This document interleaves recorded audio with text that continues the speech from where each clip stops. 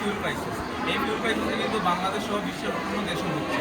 বাংলাদেশে কিন্তু এরকম হওয়ার কথা ছিল না। বাংলাদেশে যে পরিমাণ সৌরশক্তি আর যে পরিমাণ রিনিউয়েবল এনার্জি আছে, আমরা সেই পরিমাণকে কিন্তু কাজে লাগাতে পারি।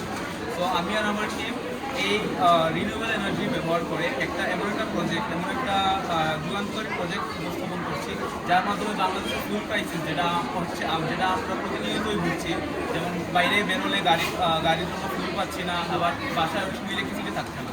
তো সেটারই একটা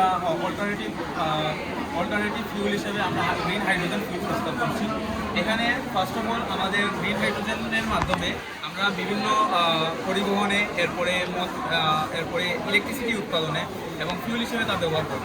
তো এখানে রিনিউয়েবল এনার্জি হিসেবে আমরা একটি সোলার প্যানেল ব্যবহার করছি, যার মাধ্যমে আমরা সৌরশক্তি থেকে যে ইলেকট্রিসিটি পাবো সেটা হচ্ছে ডিসি কারেন্ট, এবং ডিসি কারেন্টকে তো সরাসরি ব্যবহার করা যায় না।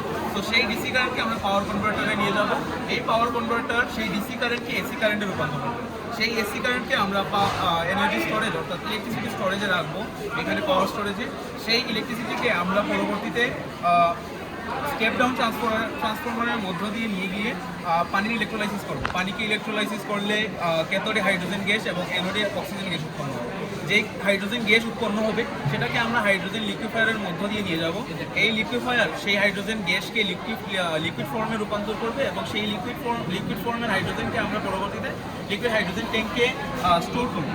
এই লিকুইড হাইড্রোজেন ট্যাঙ্ক থেকে যে লিকুইড হাইড্রোজেন পাবো আমরা, সেটা আমরা বিভিন্ন ফিউল হিসেবে ব্যবহার করবো, বিভিন্ন পরিবহনে, এরপরে জ্বালানি হিসেবে শিল্প কারখানায়, এরপরে এরোস্পেস ইঞ্জিনিয়ারিংয়ে ব্যবহার হবে।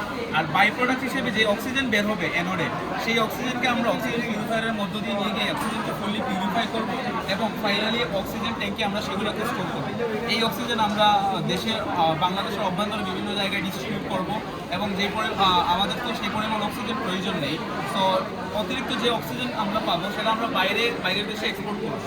তো আমাদের মেইন গোল হচ্ছে যে বাংলাদেশকে একটি স্বনির্ভর জ্বালানি খাতে স্বনির্ভর একটি দেশ হিসেবে উপস্থাপন করা, এবং এজন্য আমরা এই প্রজেক্টটি উপস্থাপন করছি।